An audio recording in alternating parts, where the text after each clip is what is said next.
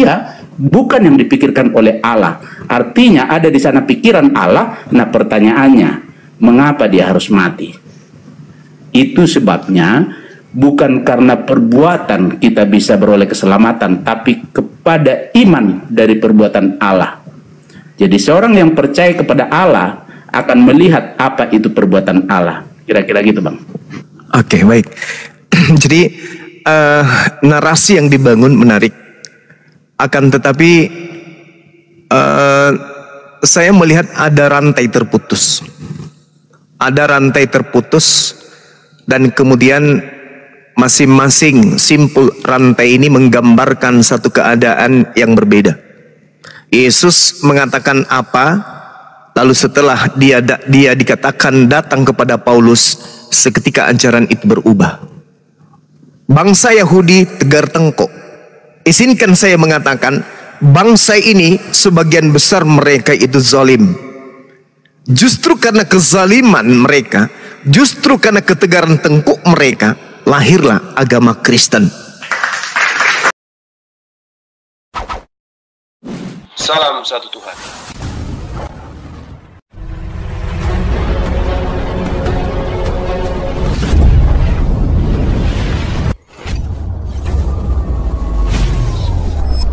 Ya, pengantar ini singkat para sahabat. Dukung semua ya sahabat-sahabat kita channel Densa News Muslim. Di like, di subscribe, di share sebanyak mungkin untuk supaya mencegah sahabat-sahabat kita di luar sana tidak terpengaruh terhadap pemurtadan. Semoga Allah memberikan selalu sikap istiqamah.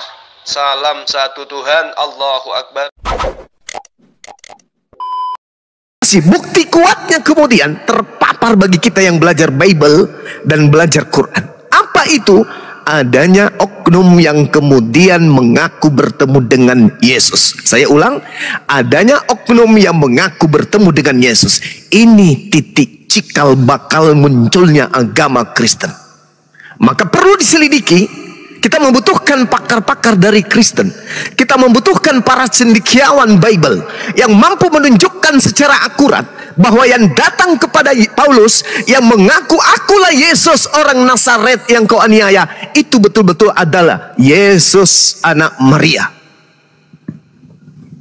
Karena kenapa? Kalau itu betul-betul Yesus, maka Yesus ini ibarat manusia pembohong, pendusta yang tidak boleh dipercaya. Karena dia menjilat ludahnya sendiri. Dia mengaku diutus hanya kepada domba yang sesat dari umat Israel. Satu, dia mengatakan dia bukan Tuhan, dia manusia, dia anak manusia. Dia tidak dapat berbuat apa-apa dari dirinya sendiri. Dia tidak bisa berkata-kata dari dirinya sendiri. Dan dia mau dipercaya oleh Bani Israel agar dia diimani sepenuh hati bahwa dia adalah utusan Tuhan saja. Bahkan dia bersaksi di tengah-tengah Bani Israel. Dalam Yohanes 5 nomor 36, ada kesaksianku yang lebih penting dari kesaksian Yohanes Pembaptis, bahwa seluruh mujizat yang aku lakukan, mujizat itu bersaksi bahwa aku adalah Rasulullah, bahwa aku adalah utusan Allah. Ini poin yang ada di simpul rantai yang satu. Yesus mengatakan itu. Lalu kemudian ada pesan Yesus, berhati-hatilah kepada ragi Farisi. Ada pesan Yesus, berhati-hatilah kepada serigala yang nyamar domba. Ada pesan itu, ada ilmu itu yang diingatkan kemudian Yesus kepada pengikutnya di simpul yang pertama. Simpul yang kedua, ada oknum bernama Paulus tiba-tiba mengaku bertemu dengan Yesus. Ini yang menjadi tanda tanya besar. Karena ini orang menjadikan semua ajaran yang ada di dalam Taurat itu menjadi sampah.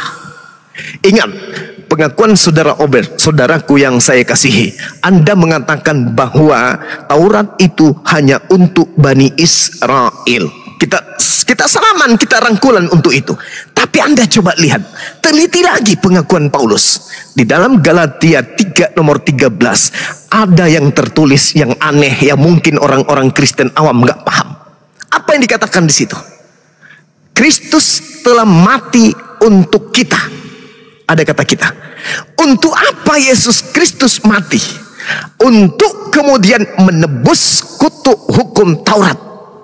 Yesus mati untuk kita menebus hukum Taurat. Kita di situ siapa?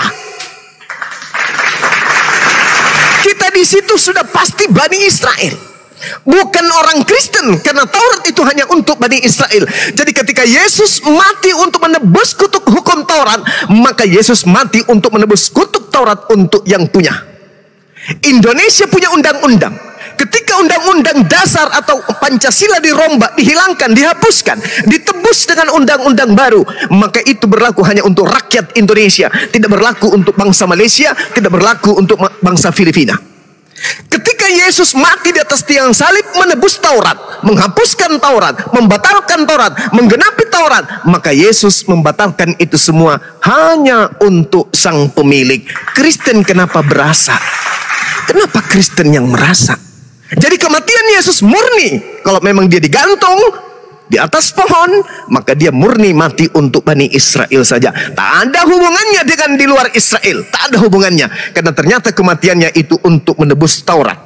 Taurat hanya untuk Bani Israel. Ulangan 33 nomor 4 dan banyak lagi data yang bisa saya sajikan membuktikan bahwa hukum Taurat itu hanya pemiliknya Bani Israel saja. Nah, sekarang kembali ke simpul kedua. Siapa makhluk yang datang kepada Paulus ini? Siapakah engkau? Apakah engkau Tuhan? Paulus, akulah Yesus, manusia dari kota Nazaret yang kau aniaya. Selesai sampai situ? Tidak. Tidak sama sekali. Paulus setelah kedatangan roh tersebut yang ngaku-ngaku Yesus, semakin gila, semakin aneh, semakin jauh dari ajaran gurunya Gamaliel, semakin naif, mengajarkan segala sesuatu yang bertentangan dengan firman Tuhan. Yang tadinya haram menjadi halal, yang tadinya satu menjadi tiga, yang tadinya manusia menjadi Tuhan, anak Tuhan, dan seterusnya. Maka muncul pertanyaan, ini yang datang kepada Paulus ini siapa sih? Bukankah iblis bisa menjelma menjadi malaikat? Sedangkan makhluk yang datang kepada Yesus, kepada Paulus itu bukan mengaku malaikat, dia mengaku manusia. Coba Anda lihat, siapakah engkau Tuhan? Aku adalah Yesus, manusia dari kota Nazaret. Dia sebut kata manusia di situ. Manusia dari kota Nazaret. Berarti makhluk ini mengaku-ngaku manusia. Sedangkan iblis bisa mengaku sebagai malaikat. Kalau mengaku sebagai malaikat aja bisa, apalagi mengaku sebagai manusia. Hati-hati kata Yesus terhadap ragi Farisi. Hati-hati. Nah, simpulnya tolong Anda dengarkan. Matius 23 nomor 15. Celakalah engkau ahli Taurat, celakalah engkau wahai orang Farisi, celakalah engkau wahai orang munafik. Engkau menyeberangi lautan, engkau menjelajahi daratan, engkau mentobatkan satu orang saja menjadi pengikutmu, dan setelah kau jadikan menjadi pengikutmu, kau jadikan dia orang neraka dan 2 kali lebih jahat daripada engkau sendiri. Siapa orang Farisi, siapa ahli Taurat yang nyebrang sampai ke Filipi, sampai ke Kiliki, sampai ke Roma? Siapa orangnya? Mendirikan sebuah sekte yang diterangkan di dalam Kisah Para Rasul 24 nomor 5. Paulus ini adalah tokoh dari agama Nasarius. Siapa dia? Paulus. Pengikutnya apakah sama dengan Yahudi? Tidak sama. Berarti rantai terputus. Lalu yang menjadi biang keroknya siapa? Makhluk yang datang kepada Paulus ini. Ini makhluk yang ngaku Yesus ini siapa? Siapa dia ini? Karena Yesus mengatakan di dalam Yohanes 16 nomor 7, adalah lebih baik jika aku pergi. Sebab kalau aku tidak pergi, maka roh penghibur itu, seorang penolong lain itu tidak akan datang kepadamu.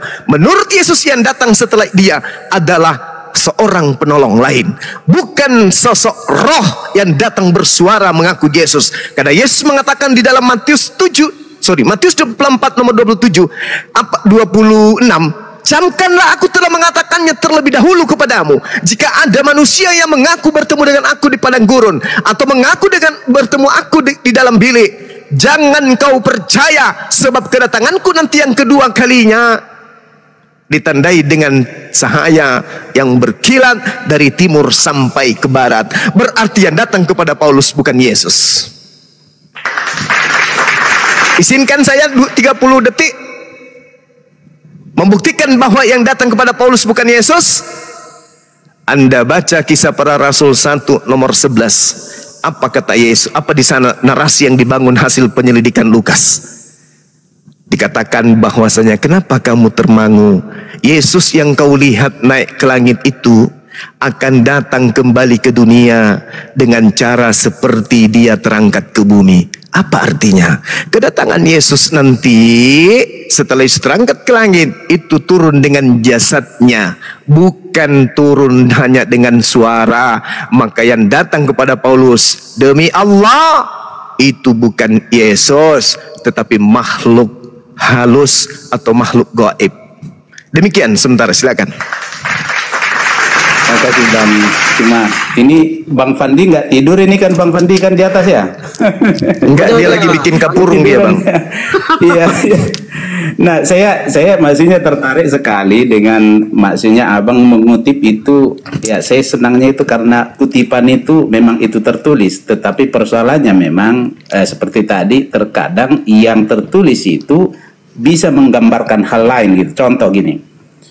Ketika Abang berkata ada terputus, kalau saya melihat bukan terputus kalau seperti Paulus, bahkan berbalik gitu. Kalau terputus bisa aja jalannya masih sama tetapi sudah putus gitu. Tapi ini berbalik gitu ketika sudah mendengar suara itu.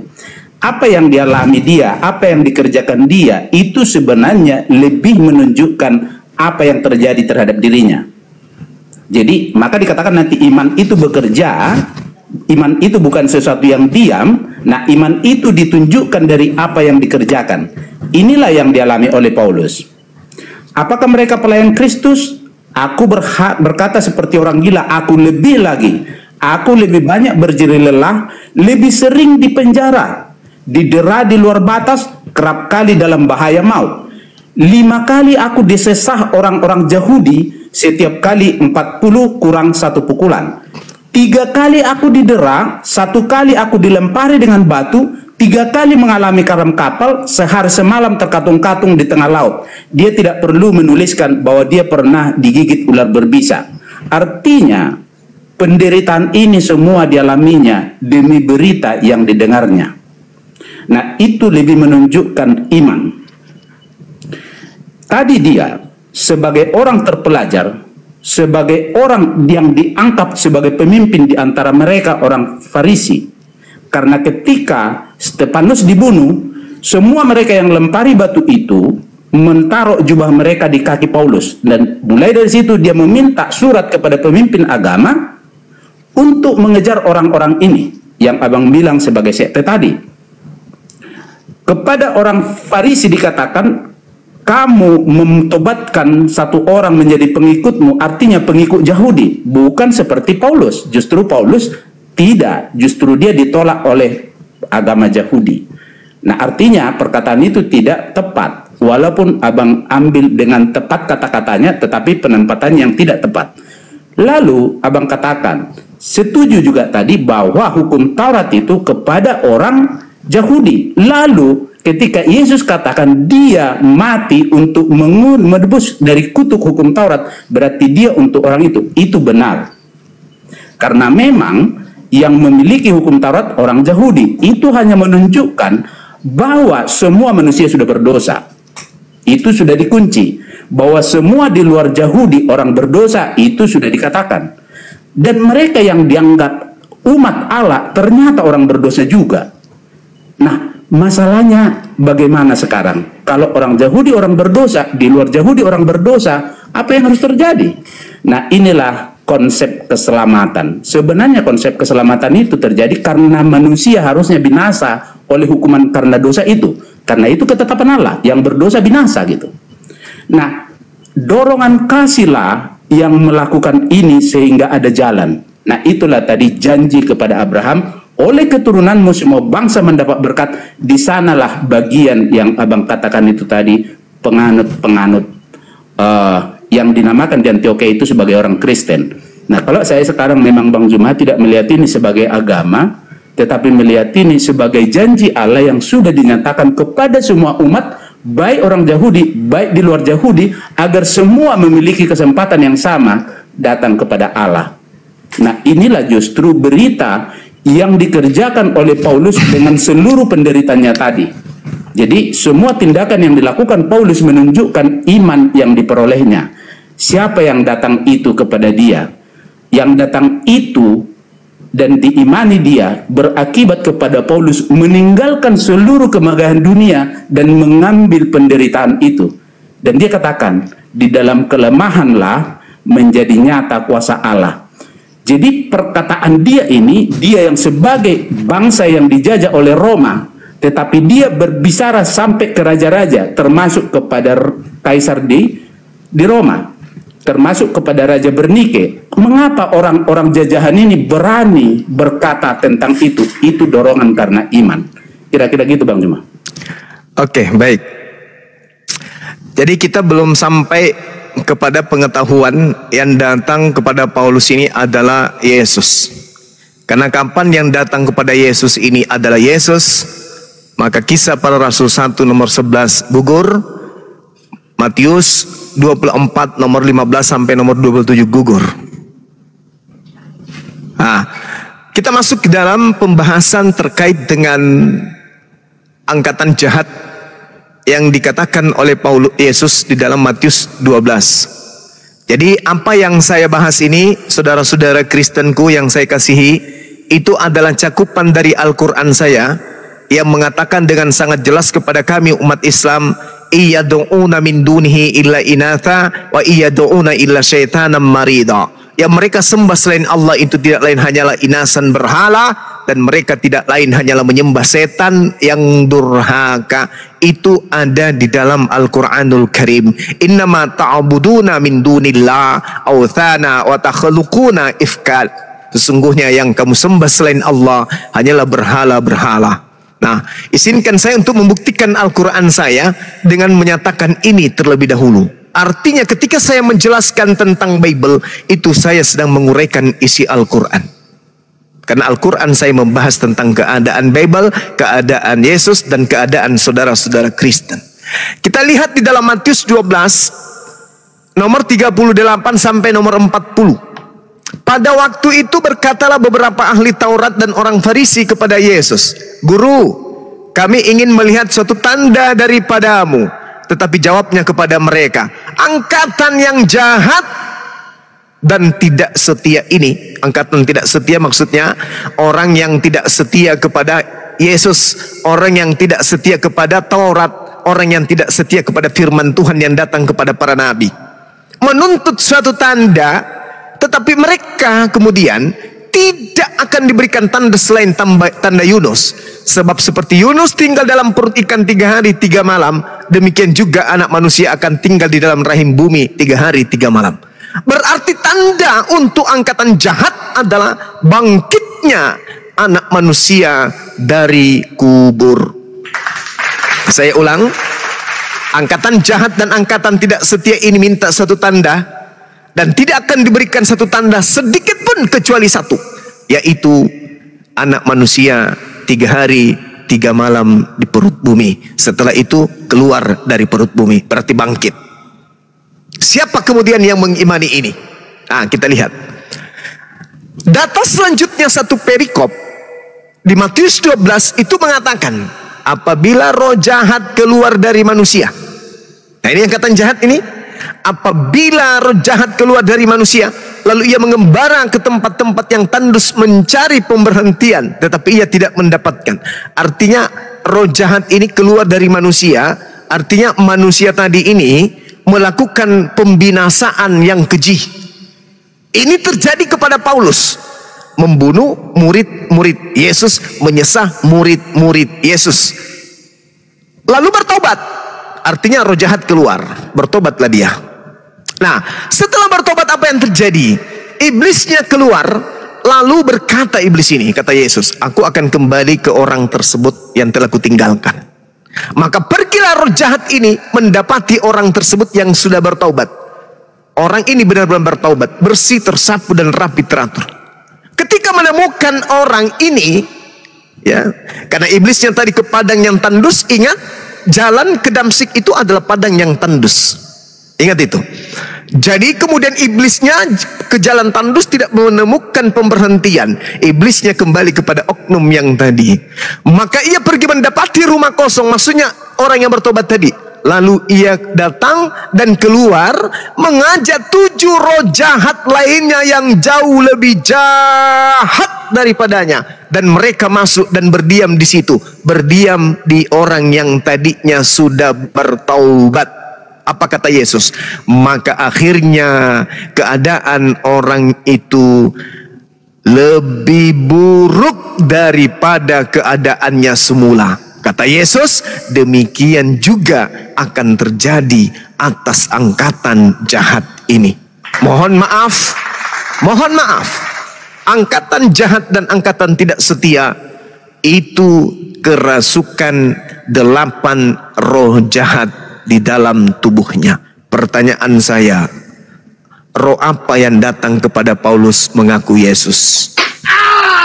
Karena roh jahat ini masuk kembali kepada orang yang tadinya melakukan kejahatan lalu bertobat.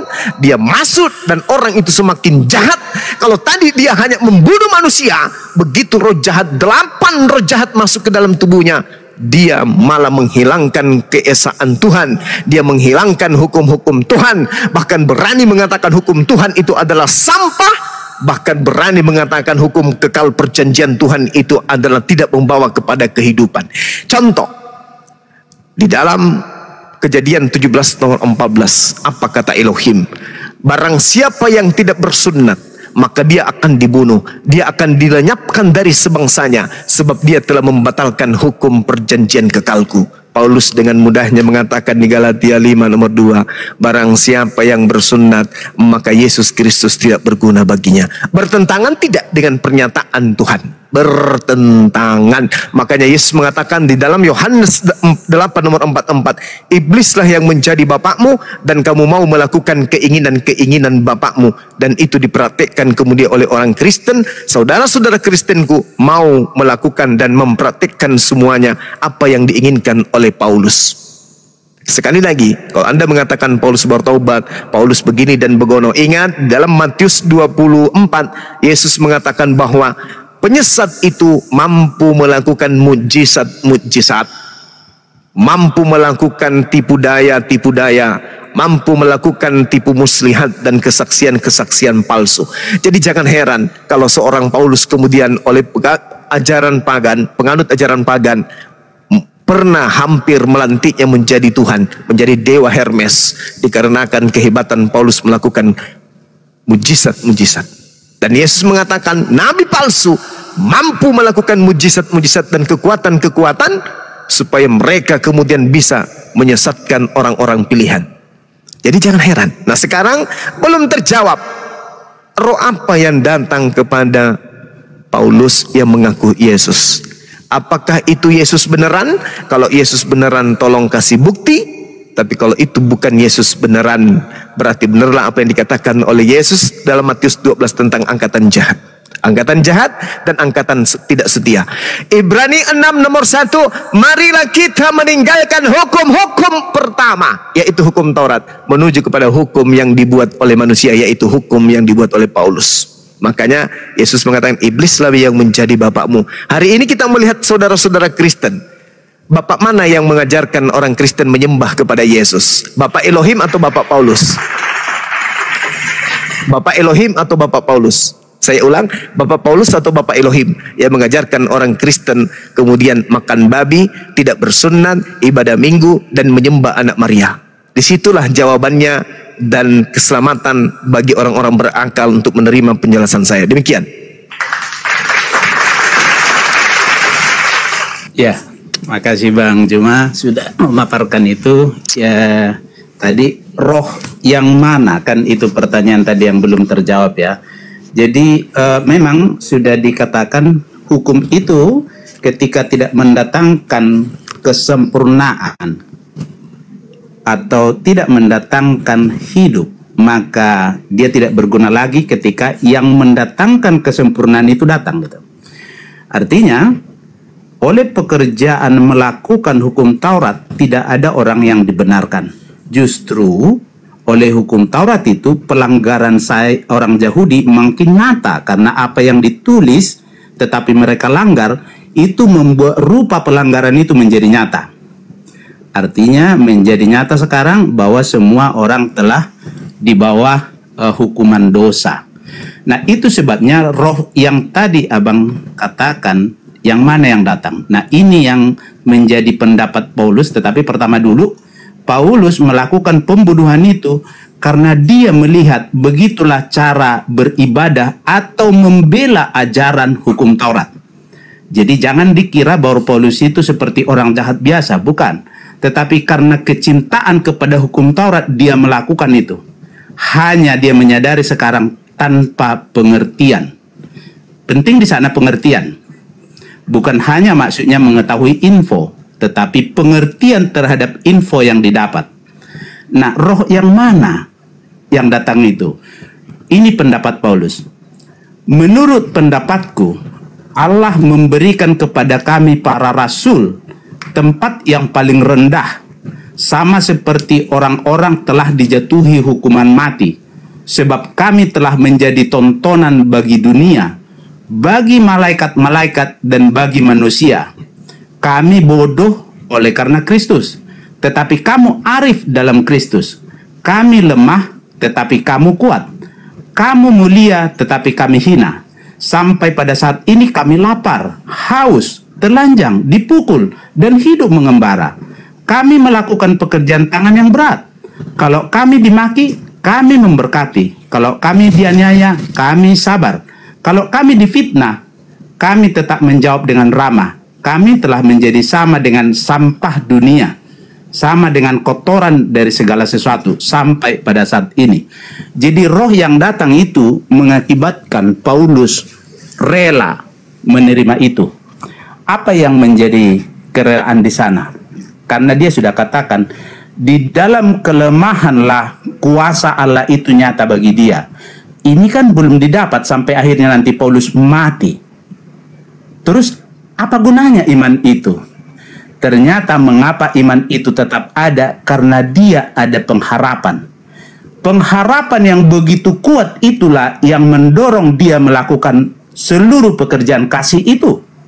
Jadi terlihatlah bagaimana dia mau menyerahkan tubuhnya yang harus binasa ini untuk melayani orang-orang. Itu sebabnya Paulus berkata, bagiku lebih baik mati. Mengapa begitu? Karena pengharapan itu. Ketika dia mati, selesai sudah semua penderitaan karena ada harapan. Tetapi lebih berguna aku hidup. Mengapa begitu? Karena dia mengasihi orang-orang. Dia mau sampai karena kasihnya, aku mau terpisah dari kasih Kristus demi saudara-saudaraku orang Yahudi. Karena mereka sangat giat dalam hukum Taurat, tetapi tanpa pengertian. Nah, itu menjadi jelas bagi dia karena sebelumnya dia mengalami hal yang sama. Jadi roh yang datang kepada Paulus adalah roh yang mengakibatkan dia melakukan itu semua dalam kerelaan oleh pengharapan kepada yang dijanjikan. Kira-kira begitu, Bang Juma? Oke, baik.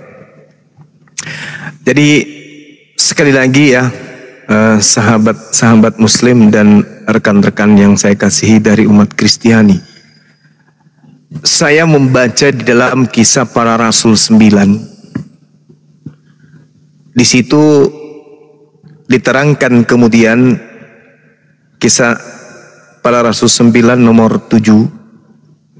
Mereka yang menemani Paulus itu mendengarkan suara. Tetapi di dalam Kisah 22 nomor 9, mereka murid yang mengikuti Paulus, murid Paulus ini tidak mendengarkan suara. Ini ada kontradiksi yang sangat sebagai kunci kebenaran akan tragedi yang terjadi kepada Paulus ketika dia ke Damsyik.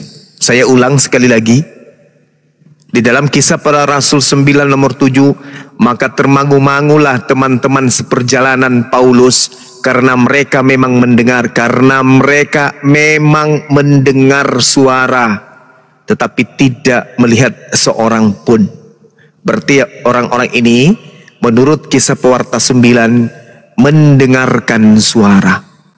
Tapi anehnya di Kisah Para Rasul 22:9 di situ dikatakan dan mereka rekan seperjalanan Paulus yang menyertai aku, kata Paulus, memang melihat cahaya, tetapi suara dia yang berkata kepadaku tidak mereka dengarkan. Coba, ini menyakitkan ini. Menyakitkan sekali. Di Kisah Para Rasul 9:7 yang menyertai Paulus mendengarkan suara, di Kisah Para Rasul 2:29 yang menyertai Paulus tidak mendengarkan suara.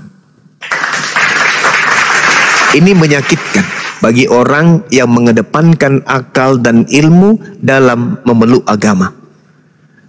Penulis Kisah Para Rasul ini hanya satu orang saja, yaitu Lukas. Kalau dua penulisnya, kemungkinan pada saat itu mereka bernarasi dari sisi lain dan yang satu menggunakan kacamata lain. Tapi ini terpapar hanya Lukas seorang yang menuliskan. Baik Kisah Para Rasul 9 maupun Rasul Kisah 22, itu semuanya ditulis oleh satu oknum bernama Lukas. Tetapi bertentangan. Lukasnya mengatakan, maka termangu-mangulah teman-teman seperjalanan Paulus karena mereka mendengarkan suara itu tetapi tidak melihat seorang pun. Sedangkan Paulus yang diceritakan oleh Lukas justru mengaku beda. Dan mereka yang menyertai aku memang melihat cahaya, tetapi suara dia yang berkata kepadaku tidak mereka dengar. Jadi di situ dikatakan melihat cahaya dan mereka tidak mendengarkan. Nah, ini bukti akurat, ya. Ini bukti akurat bahwasanya apa yang diceritakan Paulus ini adalah sesuatu yang tidak betul, sesuatu yang tidak benar. Melihat dan tidak melihat, mendengar dan tidak mendengar. Padahal kisahnya, kejadiannya cuma sekali terjadi pada saat ke Damsyik, hanya itu tok. Tapi kenapa menarasikan tidak mendengar, sementara Paulus mengatakan Lukas mengatakan tidak mendengarkan, tetapi Paulus sendiri mengatakan tidak mendengarkan. Mana yang benar? Antara Paulus yang mengalami kejadian atau yang murid yang hanya menceritakan kejadian? Ini sesuatu menjadi senjata untuk melumpuhkan doktrin bahwa yang datang kepada Yesus Paulus itu adalah Yesus kalau orang berakal. Nah, untuk itulah kemudian saudara kita Bang Obed belum memberikan bukti akurat bahwa yang datang kepada Paulus itu adalah Yesus. Karena kalau semakin dipaksakan yang datang itu adalah Yesus, maka Yesus ini adalah pendusta besar. Sebab kenapa? Dia mengatakan yang datang setelah aku adalah seorang penolong. Seorang penolong yang datang kepada aku itu, yang datang kepada kalian selain aku itu adalah bukan aku. Dia oknum lain, dia penolong lain, dia penghibur lain. Tetapi faktanya yang datang ke Ananias, yang datang kepada Paulus justru Yesus itu sendiri. Dan kalau itu Yesus sendiri yang datang, maka bohong lagi si Lukas. Si Lukas mengatakan di dalam Kisah Para Rasul 1 nomor 11, dan berkata kepada mereka, hai orang Galilea, mengapa kamu berdiri melihat ke langit? Yesus ini yang terangkat ke langit meninggalkan kamu akan datang kembali dengan cara yang sama seperti kamu melihat dia naik ke langit. Akan datang kembali dengan cara yang sama kamu melihat dia naik ke langit. Yesus naik ke langit disaksikan oleh orang banyak dengan jasadnya. Berarti kedatangannya ke bumi juga akan datang dengan jasadnya. Tetapi yang datang kepada Paulus hanya suara.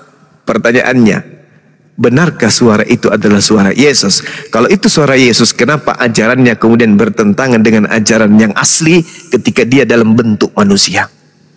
Ini kesempatan terakhir saudaraku Obed, karena kita harus rehat, kita harus istirahat. Di tempat saya mau asar. Kalau saudara bisa membuktikan bahwa suara yang datang kepada Yesus itu adalah betul-betul Yesus, maka kita selesai.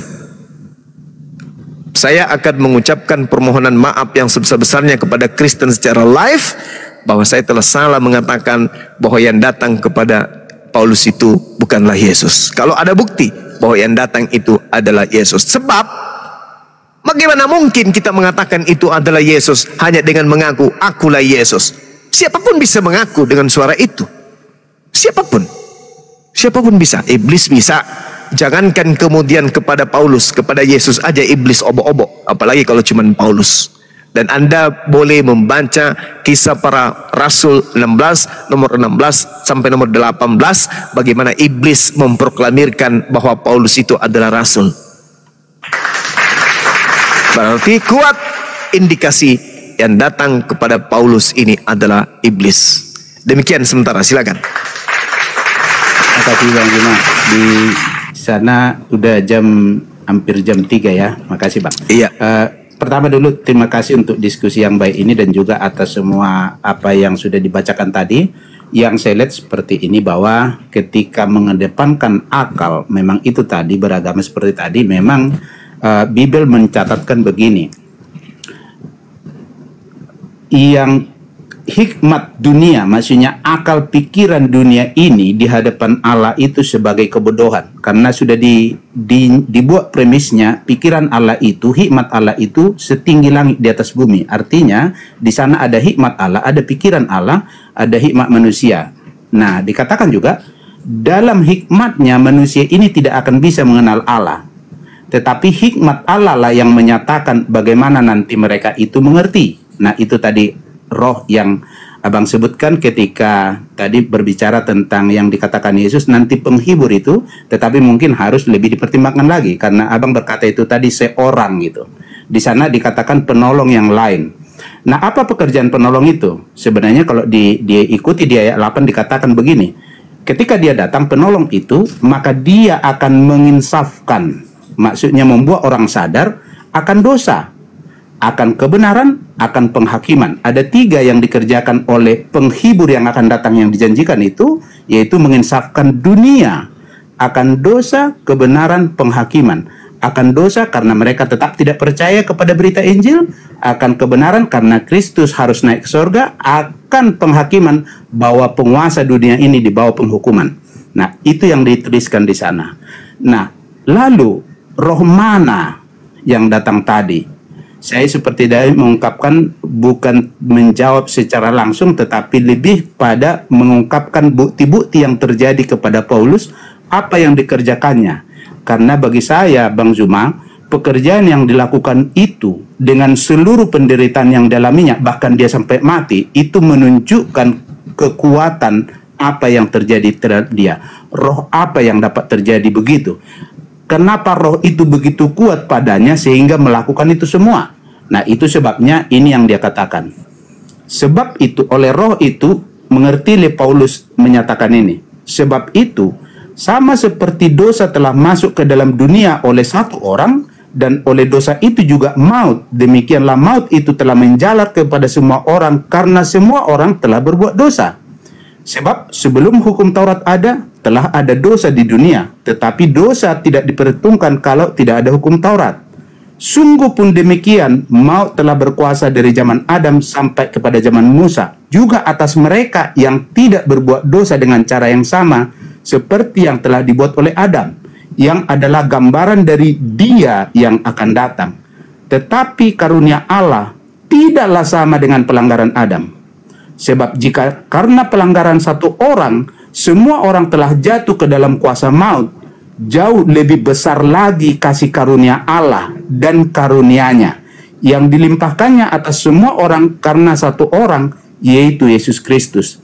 Jadi roh yang datang kepada Paulus itulah adalah roh yang membuat dia sadar bahwa ada penyelesaian atas hukuman dosa yang membawa kita kepada kebinasaan, agar rencana Allah menyelamatkan semua orang itu bisa terwujud oleh iman kepada apa yang Allah lakukan. Roh itulah yang datang kepada Paulus, Bang Zuma.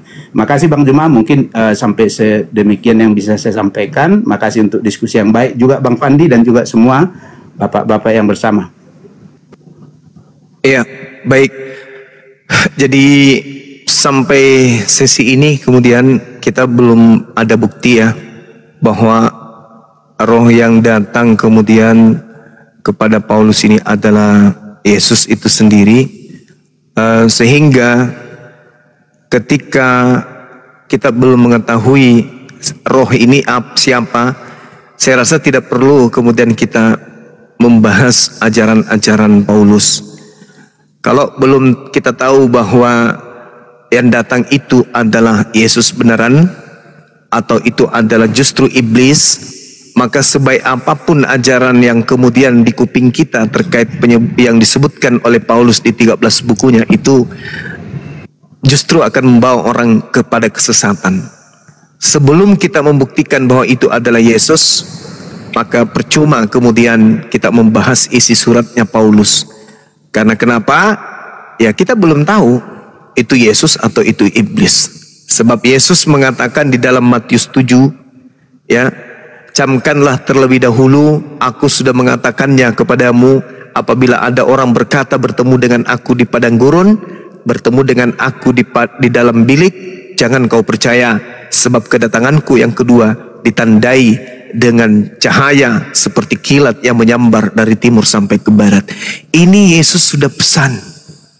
Jadi orang yang percaya kepada Yesus tidak akan mungkin percaya kepada Paulus. Saya ulang, tidak akan mungkin percaya kepada Paulus orang-orang yang percaya kepada Yesus.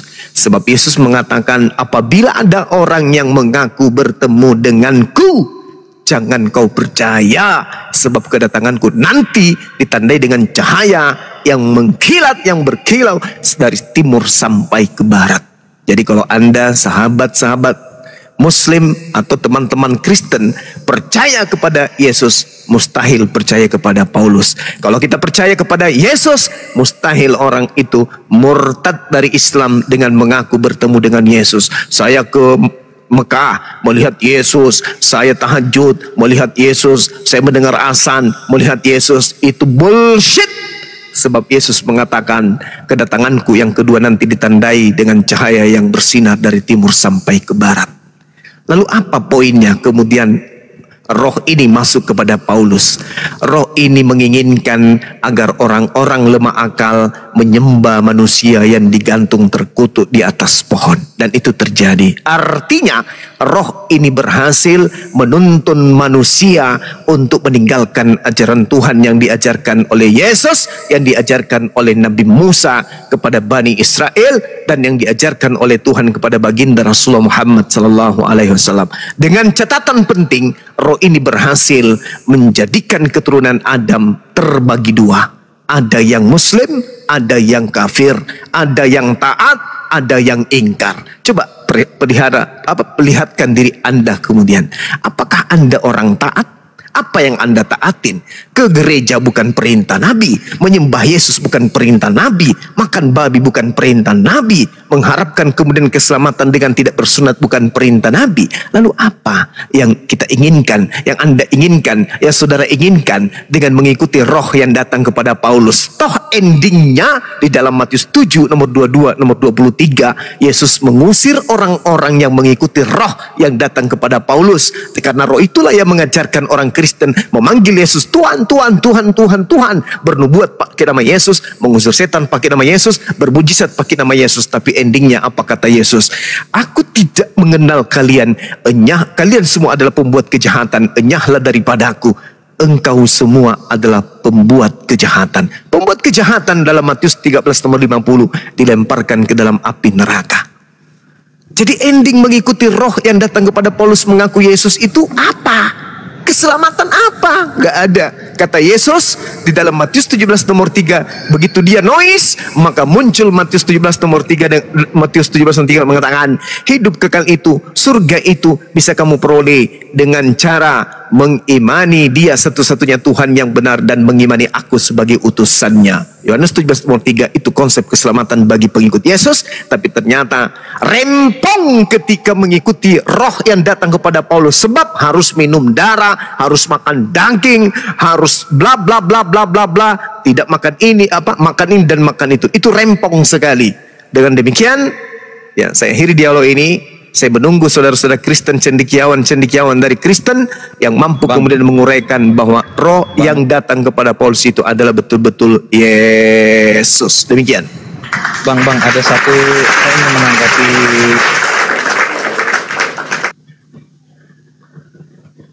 Halo, ya, Bang. Ntar dulu. Bang Egi. Ada satu ayat, Bung, bisa boleh saya bagi, Bung, untuk menjawab persoalan Kristen, Bang, ya? Kristen ya? Ya, Kristen.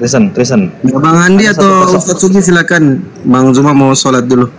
Ya, silakan, enggak apa-apa. Saya masih ada waktu, silakan. Masih ada waktu, Bang Zuma. Boleh saya menjawab polemik yang ditanyakan tadi, suara yang didengar oleh rekan-rekan yang mengiringi Paulus tadi, boleh? Boleh, silakan. Nah, itu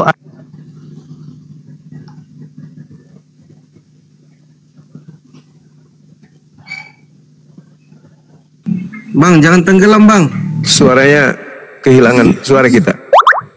Ditelepon bom-bom, Bang. Paling bom-bom yang telepon itu. Assalamualaikum warahmatullahi wabarakatuh. Waalaikumsalam. Waalaikumsalam warahmatullahi wabarakatuh. Dia lagi ngomong itu sambil buka aplikasi. Halo. Astaga. Halo. Iya, silakan. Nggak terima telepon, halo juga. Noise. Buka di halo tes. Noise. Jauh-jauh dulu dari keributan. Buka di Yohanes 12, Bang. Yohanes berapa? 12. Ya, Yohanes 12. Di nomor?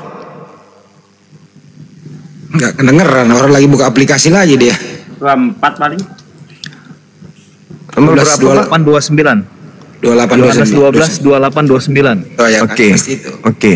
Nah, itu mungkin bisa jadi referensi, Bang, untuk menjawab polemik yang berkaitan dengan Paulus tadi. Jadi, memang waktu orang-orang yang mengiring Paulus itu menuju ke Damsyik, mereka mendengar suara. Nah, suara apa itu? Nah, jadi ketika Yesus menyatakan kemuliaannya, ya, itu ada suara guntur, Bang. Nah, itu yang mungkin mereka dengar. Dan kemudian suara yang kemudian berbicara pribadi kepada Paulus, ya, yaitu firman yang menjadi petunjuk untuk Paulus mengerjakan tugasnya, itu tidak didengar memang oleh mereka. Jadi bisa diindikasikan bahwa semua yang mengiringi Paulus itu mereka melihat cahaya, ya, dan mereka mendengarkan suara guruh atau guntur yang menggelegar. Karena kalau kita membaca dalam ayat-ayat itu kan Rasul Paulus dan mereka kan semua kan jatuh, ya. Jadi ada satu kuasa yang ditunjukkan di situ. Jadi saya pikir itu saja yang menjadi komentar saya. Mohon izin, saya lagi di bandara. Terima kasih. Baik. Saya langsung log out. Baik. Jadi atau saya dengerin. Iya, baik. Tadi di nomor 8 ya. 28. 28 dengan 29. Betul. Oke. Nah, kita lihat apa yang tertulis di sana di 28 ini. Ini kisah yang dituliskan kemudian oleh orang yang bersaksi kepada Yohanes bahwa Yesus sedang berdoa tentang siapa? Tentang Lazarus. Oke? Nah, di dalam Yohanes 12:28, Bapa muliakanlah namamu. Maka penulis dari buku kitab Yohanes ini mengatakan, maka terdengarlah suara dari surga. Aku telah memuliakannya dan aku akan memuliakannya lagi. Memuliakan siapa? Memuliakan Yesus. Ini Yesus belum terangkat ke langit. Tidak ada hubungannya dengan apa yang terjadi kepada Paulus. Yesusnya mengatakan yang datang setelah aku bukan aku. Yang datang setelahku adalah seorang penolong. Kalau ini nggak ada hubungannya. Justru catatan penulis Yohanes ini bertentangan dengan ucapan Yesus bahwa kamu tidak pernah mendengarkan suara Tuhan. Coba Anda baca di dalam kitab saudara tuh. Di Yohanes berapa itu, Gurunda? 5:37. 5:37. Apa kata Yesus? Kamu tidak pernah mendengarkan suara Tuhan. Nah, ini aku telah memuliakannya dan aku akan memuliakannya lagi. Kontradiksi dengan pengucapan Yesus. Tapi di situ bukan poinnya. Di data 29-nya dikatakan orang banyak yang berdiri di situ dan mendengarkannya berkata bahwa bunyi itu guntur. Ada pula yang berkata seorang malaikat telah berbicara dengan dia. Berarti ada suara yang didengarkan kemudian oleh Yesus, dan yang mengerti tentang suara itu hanya Yesus tok. Sehingga orang lain tidak mengerti itu. Mengerti hanya Yesus.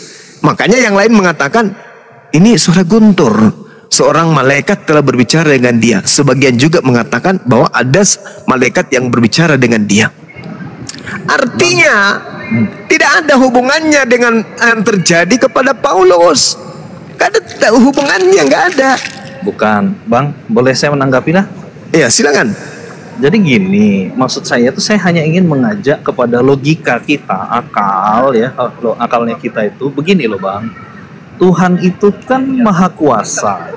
Dia sanggup Ya, Tuhan, oke. Dia Betul. Ya, dia sanggup menyampaikan dengan cara apapun, dan kemudian Betul. pengalaman yang dialami oleh mereka, saya mengambil ayat itu mungkin secara koneksi langsung tidak ada. Tetapi ayat Alkitab sendiri menjawab persoalan itu, bahwa kemudian ternyata ada ya orang yang tidak mendengar suara Tuhan ngomong, tetapi mereka bisa mengatakan bahwa itu suara guntur atau ada suara seorang malaikat. Artinya gini, itu kan orang-orang yang mereka istilahnya tidak percaya. Dalam konteks ini kan Yesus ingin berbicara kepada Paulus secara pribadi. Panggilan itu diberikan pada Paulus secara pribadi, sehingga dia menyatakan dirinya kepada Paulus pribadi. Persoalan bahwa kemudian ada cahaya, kemudian ada suara guntur menggelegar atau apapun yang menjadi efek daripada maksud yang utama tadi, itu sesuatu yang menurut saya sangat adikodrati, yang wajar terjadi ketika Tuhan ingin memanggil seseorang itu. Secara khusus waktu itu konteksnya Paulus. Jadi saya pikir sangat logis kalau hal itu. Jadi kalau ayat itu dipertanyakan bahwa kemudian mengapa ayat itu kontradiksi, di sisi lain bahwa seolah-olah Kisah Rasul menyatakan, Lukas mencatat itu kan sepenulisnya adalah Lukas. Lukas sendiri adalah seorang tabib. Saya yakin dia sangat detail. Dia menyampaikan itu sangat detail. Oleh sebab itu saya pikir tidak ada kontradiksi di situ. Itu khusus untuk ayat itu ya. Kalau persoalan bahwa tadi yang Abang tanyakan, saya masih belum, karena saya baru gabung juga sih. Ya saya belum mengikuti dari awal. Tapi paling tidak saya ingin menjawab polemik yang di ayat yang dikatakan bahwa itu kontradiksi ayat itu. Tidak.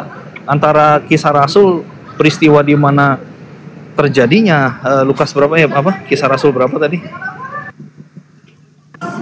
Ya, itu tidak, intinya tidak kontradiksi lah itu. Itu tidak kontradiksi, justru malah saling melengkapi dengan saya membuktikan di satu ayat Yohanes itu bahwa ada peristiwa yang seperti itu terjadi. Artinya apa yang dialami oleh Paulus dan orang-orang yang mengikuti dia bisa saja terjadi seperti itu. Oke, itu deh yang bisa saya jawab. Oke, baik. Jadi gini Bung, tolong pasang kuping baik-baik ya. Saya juga pasang kuping saya tadi ketika Anda menjelaskan, sehingga saya bisa menguraikan dan bisa membantah apa yang Anda sampaikan. Anda membawa data Yohanes 12 ini, itu tidak ada kontradiksi. Orang banyak yang berdiri di situ mendengarkan Yesus dan berkata, maksudnya mendengarkan suara dan berkata bahwa itu bunyi guntur. Ada pula yang berkata itu adalah seorang malaikat telah berbicara dengan dia. Mana kontradiksinya? Gak ada kontradiksi. Semua orang mendengarkan suara itu. Ada yang mendengarkan itu suara guntur, ada juga yang mengatakan bahwa suara malaikat telah berbicara kepada dia.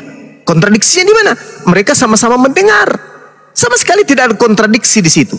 Yang menjadi kontradiksi itu adalah di Kisah Para Rasul 9, mereka mendengar suara itu di dalam Kisah Para Rasul 9 nomor 7. Tapi Lukas menerangkan pengakuan Paulus di Kisah Para Rasul 29, mereka tidak mendengarkan suara itu. Yang satu mengatakan mendengarkan, yang satu mengatakan tidak mendengarkan. Itu kontradiksi namanya. Yang satu mengatakan mendengar, yang satu mengatakan tidak mendengar. Mana yang benar, mendengar atau tidak mendengar? Ya, izin Bang, boleh saya silakan. Jadi menurut saya itulah yang saya sampaikan tadi, bahwa di situ Paulus ingin menegaskan bahwa firman yang khusus untuk Paulus itu tidak didengarkan oleh mereka, tetapi mereka mendengarkan suara, bukan suara Yesus itu, tapi efek dari itu tadi, ada yang guntur kah atau apapun itu. Seperti gambaran dalam Yohanes pasal 12 tadi, orang kan tidak mendengar suara malaikat. Mereka hanya, sepertinya ada terjadi peristiwa yang kodrati, ya kan, yang adikodrati terjadi dalam konteks itu. Tapi mereka tidak bisa mendengarkan dengan jelas. Itulah yang dialami oleh pengikut-pengikutnya Paulus yang mengiringi dia itu. Sedangkan untuk Paulus, dia mendengar jelas karena memang suara itu, firman itu memang ditujukan untuk Paulus gitu Bang. Saudaraku, saudara membawa Yohanes itu itu sangat jelas tertulis bahwa suara yang didengarkan itu bunyinya, "Akulah Yesus orang Nazaret yang kau aniaya." Ini suara yang didengarkan. Tapi suara pengakuan "Akulah Yesus orang Nazaret" ini, Lukas mengatakan bahwa rekan seperjalanannya tidak mendengarkan suara "Akulah Yesus orang Nazaret yang kau aniaya." Sedangkan di dalam Kisah Para Rasul 2:9, Paulus mengatakan rekan seperjalanannya tidak mendengarkan suara yang mengaku "Akulah Yesus orang Nazaret yang kau aniaya." Kontradiksi. Itu hanya tafsiran saudara. Tapi fakta yang tertulis di Bible saudara, ada yang mendengarkan suara "Akulah Yesus", ada yang tidak mendengarkan suara "Akulah Yesus". Itu kontradiksi, Bang. Jangan Anda menambah-nambahkan bahwa itu ada suara khusus untuk Paulus. Suara yang mana? Di situ pengakuannya cuma sekali tok. Ketika dia mengatakan, "Akulah Yesus yang kau aniaya, tetapi bangunlah dan pergilah dalam kota, di sana akan dikatakan kepadamu apa yang harus kau perbuat." Hanya itu yang dikatakan. Dan murid-murid seperjalanan Paulus, murid Paulus, kata Lukas, mendengarkan. Kata Paulus, tidak mendengarkan. Mana yang benar? Kan kontradiksi. Suara yang nyata-nyata, "Akulah Yesus orang Nazaret, manusia dari kota Nazaret yang kau aniaya." Suara itu didengarkan menurut Lukas, tapi menurut Paulus tidak didengarkan. Hanya aku yang mendengarkan. Yang mana yang benar? Kalau Anda mengatakan seperti narasi Anda, lalu yang didengarkan oleh pengikut Paulus ini suara yang mana? Kalau menurut saya Bang ya, saya menanggapi. Makasih ya Bang ya. Iya, sama-sama. Terima kasih. Jadi kalau saya gini, kalau saya itu justru dalam konteks pemahaman saya, artinya yang apa yang dialami Paulus, oke, mungkin bagi saya justru saya punya pemikiran begini. Justru ketika dia berkata bahwa "Akulah Yesus yang kau aniaya", mungkin itu bisa didengar oleh semua orang. Tetapi ada khusus panggilan yang kepada Rasul Paulus itu disampaikan, bagaimana tugas-tugasnya kemudian, ya kan? Itu yang khusus untuk Paulus dan itu tidak didengarkan oleh mereka, Bang. Jadi menurut saya sih tidak terlalu tipis lah kontradiksi. Kalaupun itu dikatakan kontradiksi, tidak. Kalau menurut saya polemik itu justru sudah bisa, kalau saya secara pribadi sangat bisa diterima dengan nalar bahwa ada bagian yang diizinkan oleh Tuhan disampaikan untuk banyak orang, ada yang diizinkan untuk pribadi. Itu sih menurut saya sih, Bang. Ya, itu asumsi kan, tapi pada kenyataannya tidak seperti itu. Silakan aja. Kalau oke, ya enggak apa-apa sih. Intinya ya itu aja yang bisa saya jawab ya. Ya, itu kan asumsi Bang. Anda. Iya. Silakan. Ya sama lah, Bang. Saya berpikir Bang, juga Abang punya. Oh enggak, saya menggunakan data, saya enggak asumsi. Lukas mengatakan pengikutnya mendengar, tapi Paulus mengatakan pengikutku tidak mendengar. Itu kontradiksi. Demikian. Ya Bang, saya lebih setuju dengan Bang Juma. Maksudnya ada yang berbeda di sana. Tetapi apakah kontradiksi apa tidak, nanti coba kita lihat lagi nanti. Seperti yang saya sampaikan, pekerjaan yang kemudian itu akan membuktikan apa yang mereka dengar. Artinya, Paulus datang ke Damsyik sebenarnya mau membinasakan orang-orang yang mengikut jalan Kristus itu. Tetapi justru karena setelah kejadian itu, dia berbalik dan mengikuti kata itu. Maksudnya dia sampailah ke jalan lurus dan akhirnya nanti sampai ketemu Ananias yang di sana, yang menerangkan maksud itu. Bahkan juga kejadian dia menjadi buta sampai akhirnya nanti dia tidak buta lagi karena sudah dikatakan di sana kepada Ananias. Nah, itu pekerjaan yang berikutnya. Artinya tindakan berikutnya itu akan membuktikan apa yang didengar. Nah, sebenarnya melihat itu tentang perkataan roh mana tadi, Yesus dalam rupa berbicara sebagai manusia kepada orang Yahudi, mereka tidak percaya. Sampai Yesus katakan, oke, kamu tidak percaya kepada aku, nggak apa-apa. Tapi setidaknya percayalah kepada pekerjaan-pekerjaan itu. Nah, hal yang sama juga sebenarnya yang terjadi kepada Paulus. Tidak perlu tidak percaya kepada Paulus, tidak masalah. Tapi pekerjaan-pekerjaan dia meneguhkan apa yang terjadi didengarnya. Sebenarnya memang dikatakan tadi bahwa apa yang terjadi kepada Paulus ketika mendengar perkataan itu, akhirnya dia menjadi percaya kepada Yesus.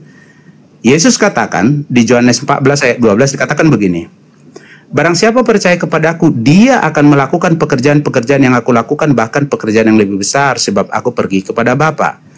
Menjadi sinkron pekerjaan yang Paulus lakukan setelah kejadian itu.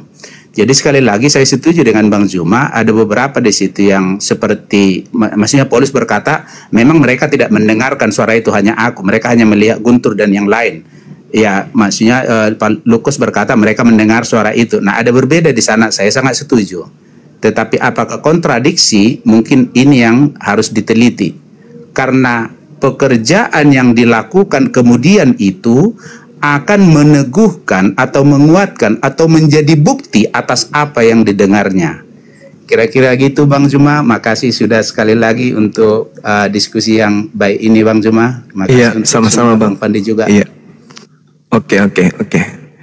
Ya, pada intinya kemudian saya sebagai Muslim yang membawa narasi Quran kemudian yang mengatakan bahwa orang-orang kafir itu menyembah iblis, itu saya belum menemukan jawaban di dalam iman Kristen berdasarkan Bible bahwa yang datang kemudian kepada Paulus ini adalah Yesus.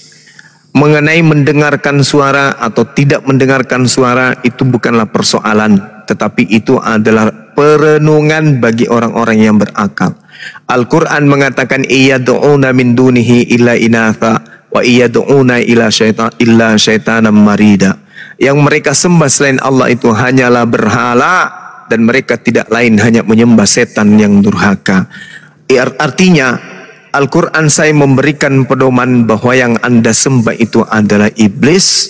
Mohon maaf, itu pengakuan Tuhan saya di dalam Al-Quran. Nah, untuk membantah Al-Quran saya ini, maka saya mencari kepada saudara-saudara Kristen yang pintar, cerdas, dan jujur, siapa yang datang kepada Paulus ini? Apakah itu benar-benar Yesus atau itu hanya iblis yang mengaku Yesus? Kalau itu adalah Yesus, apa buktinya?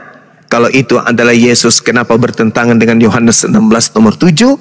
Kalau itu adalah Yesus, kenapa bertentangan dengan Matius 24 nomor 27? Kalau itu adalah Yesus, kenapa bertentangan dengan Markus 16 17? Kalau itu adalah Yesus, kenapa bertentangan dengan Matius 5 nomor 19? Kalau itu adalah Yesus, kenapa kemudian bertentangan dengan Matius 24 nomor 26 nomor 25? Dan kalau itu adalah Yesus, kenapa endingnya ada di dalam Matius 7 nomor 22 sampai 23?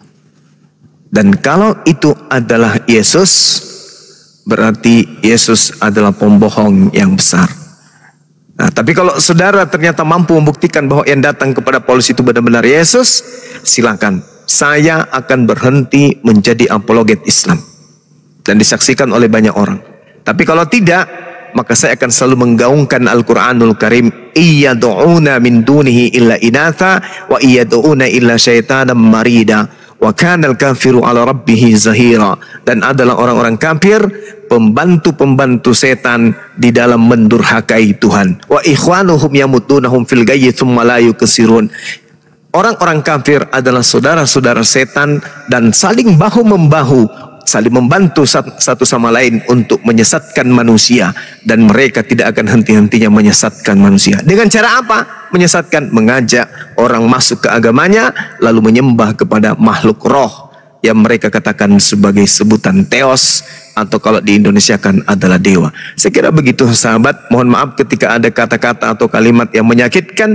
Pada tujuannya saya hanya amar ma'ruf nahi mungkar. Kalau ada sesuatu yang kurang berkenan mohon dimaafkan. Kalau ada yang bisa dipetik ilmunya silakan direnungkan. Semoga bangsa kita ini menjadi bangsa yang rahmatan lil alamin, bangsa yang kemudian bisa sejahtera, masyarakatnya tanpa pandang bulu keyakinan dan agama.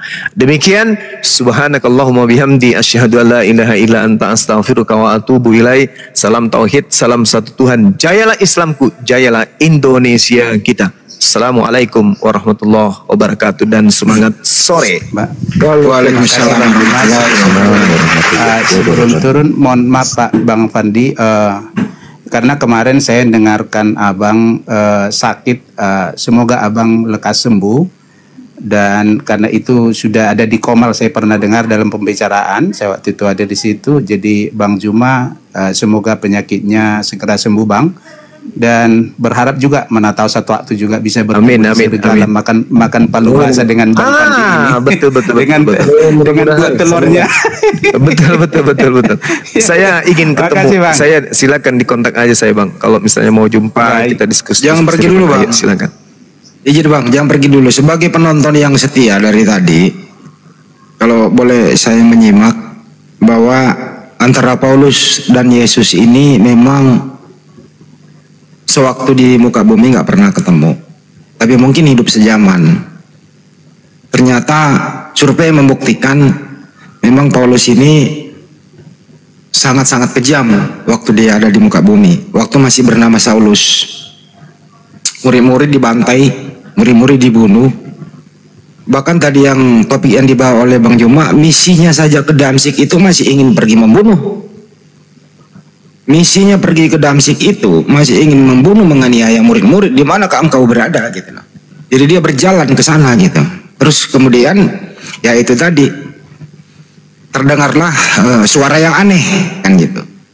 Ya suara yang aneh ini belum bisa atau bisa dibuktikan dari saudara kita Kristen itu apakah benar-benar suara yang nilainya plus-plus untuk meningkatkan iman kekristenan dalam hal sejajar dengan ajaran Yesus. Ternyata menurut pandangan saya yang saya dengar dari Bang Juma, ternyata suara aneh ini adalah nilainya minus, yang bertentangan sekali dengan ajaran yang pernah diajarkan oleh Yesus. Jadi suara yang aneh ini mengajarkan ajaran baru. Apa itu? Satu ya.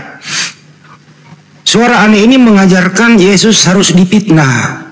Bagaimana cara memfitnahnya? Ya dia harus mati terkutuk di tiang salib dengan menebus dosa kalian dari kutuk hukum Taurat.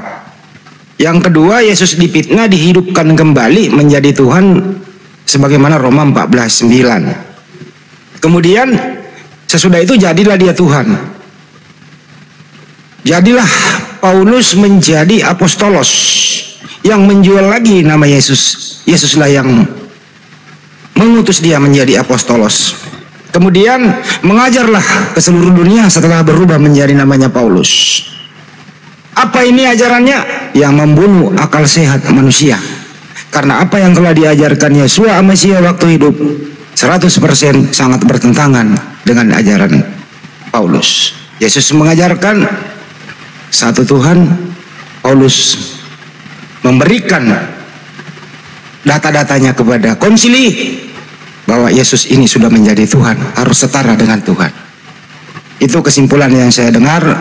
Semoga teman-teman tinggal memilih apakah tetap konsentrasi dimatikan akal sehatnya oleh Paulus atau kembali ke ajaran Yesus Mesias, yaitu hanya Islam yang memelihara itu, yaitu ajaran tauhid, mengajarkan satu Tuhan. Terima kasih, sampai jumpa. Assalamualaikum warahmatullahi wabarakatuh.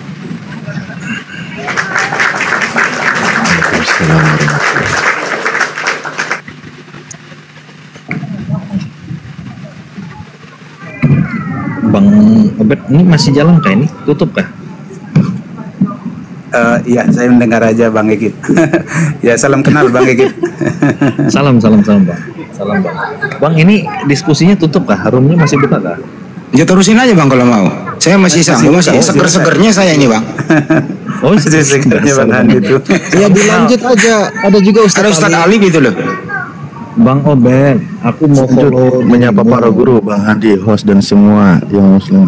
Assalamualaikum warahmatullahi wabarakatuh. Guru dan juga. Waalaikumsalam. Waalaikumsalam warahmatullahi wabarakatuh. Bang Obed, silakan dilanjut diskusinya dengan Saudara Egi. Beliau kelihatannya baik untuk diajak diskusi, begitu juga Bang Obed. Ya, salam kenal ya Bang ya semuanya ya. Salam kenal. Iya Pak. Iya, salam kenal baik. Bang Juma, Bang Ali juga sama Bang Hadi. Kita mengharapkan diskusi-diskusi yang kayak gini. Silakan. Apa lagi ya? Tapi saya sih, ya kalau saya sih karena tertarik di polemik persoalan suara tadi Bang. Lagian juga ayat referensi yang saya bagikan dalam Yohanes 12 itu, menurut saya sudah memiliki satu gambaran sistematika ya yang sifatnya holistik terkait dengan bagaimana namanya Tuhan menyatakan dirinya, kan kayak gitu ya. Artinya suara yang disampaikan itu dia bisa didengar dengan cara yang berbeda oleh yang mendengarkannya. Jadi, dan kita tidak bisa dong membatasi bagaimana Tuhan itu bekerja, kan, dalam konteks itu. Hanya memang saya masih saya ya akan coba gali deh yang tadi, karena pertanyaan utama pokoknya kan adalah soal penglihatan Paulus ya kan, sebagai Yesus yang menyatakan dirinya itu, apakah benar itu Yesus atau bukan gitu kan. Dan kemudian lucunya kalau itu dikatakan itu Yesus, maka kalau untuk saya itu sudah dibangun satu narasi dong ya kan, langsung wah berarti Yesus sudah mengajarkan yang lain. Masa Yesus itu mengajarkan yang lain? Nah itu yang mungkin saya belum bisa menanggapi lebih dalam, tapi mungkin kalau ada teman-teman ingin menanggapi lagi, ingin memberikan penerangan lain, boleh, mungkin saya sambil ikut nih. Ini saya lagi di bandara, mohon menyimak ya. Silakan Ustaz Alif. Ustaz Alif. Ya, Pak Egy ini dari Kristen ya. Mau Kristen. Coba betul. Gini, Pak Egy kesulitan menemukan apa yang berbeda antara Yesus dengan Paulus. Soalnya tadi yang saya tangkap tuh begitu ya. Kita kembali kepada pengajaran-pengajaran yang dikenalkan, yang diajarkan baik oleh Yesus maupun oleh Paulus. Kan kita bisa menemukan di situ. Toh mungkin sudah dibahas juga tadi oleh guru-guru kami, dari buahnya lah kita akan melihat.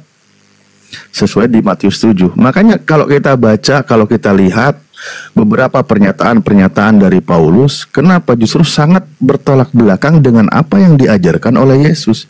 Disitulah yang tidak nyambung pengajarannya. Misal contoh begini, ketika kita buka Ibrani 6 nomor 1, di situ dia katakan, sebab itu marilah kita tinggalkan asas-asas pertama dari ajaran tentang Kristus dan beralih kepada perkembangannya yang penuh. Janganlah kita meletakkan lagi dasar pertobatan dari perbuatan-perbuatan yang sia-sia dan dasar kepercayaan kepada Allah, yaitu ajaran tentang berbagai pembaptisan, penumpangan dan seterusnya. Ajaran-ajaran pertama tentang Yesus itu dialihkan kepada ajaran yang lain. Masih banyak tentang pengajaran. Yang paling sangat jelas itu adalah bagaimana pernyataan Yesus di Matius 5 nomor 17 dengan beberapa pernyataan Paulus di surat-surat dia yang disebarkan, baik ke Efesus maupun di Galatia, itu sangat bertolak belakang dengan apa yang disampaikan oleh Yesus. Makanya itulah kenapa Yesus katakan waspadalah, waspadalah, waspadalah. Berkali-kali dia katakan. Kenapa ada penyesat datang? Bahkan Yesus sendiri katakan penyesat itu adanya di angkatan ini. Di 2 Yohanes 2 juga dijelaskan ada di angkatan ini juga gitu. Makanya dia katakan waspadalah berkali-kali. Kenapa? Ada penyesat yang datang. Di antaranya dari buahnya kita lihat. Loh, kalau ajaran Yesus kan sudah Yesus katakan, segala firman dari Bapa sudah diterima oleh Yesus dan Yesus ajarkan kepada murid-muridnya dan murid Yesus telah menerimanya. Yohanes 17 nomor 8. Artinya pengajaran dari Yesus, segala firman-Nya itu sudah disampaikan tuntas kepada muridnya, muridnya sudah menerima, maka jangan ditambah lagi, jangan dirubah gitu loh. Murid-murid Yesus sudah menerima. Kalau Yesus mengajarkan kepada ke-12 murid, artinya ke-12 murid Yesus itu sudah menerima semua pengajaran dari Yesus. Nah, maka kalau ada yang mulai merubah ajaran Yesus itu, nah itu yang kategorinya kata Yesus, waspadalah, waspadalah gitu. Serigala berbulu domba, waspadalah, dan seterusnya. Banyak itu kisahnya. Itu dulu saya. Silakan.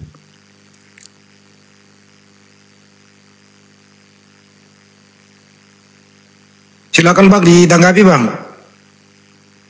Bang Obed atau Bang Egy, silakan. Iya, Bang Handi, Bang Alif. Iya, saya mau menanggapi sebenarnya, tapi karena saya jam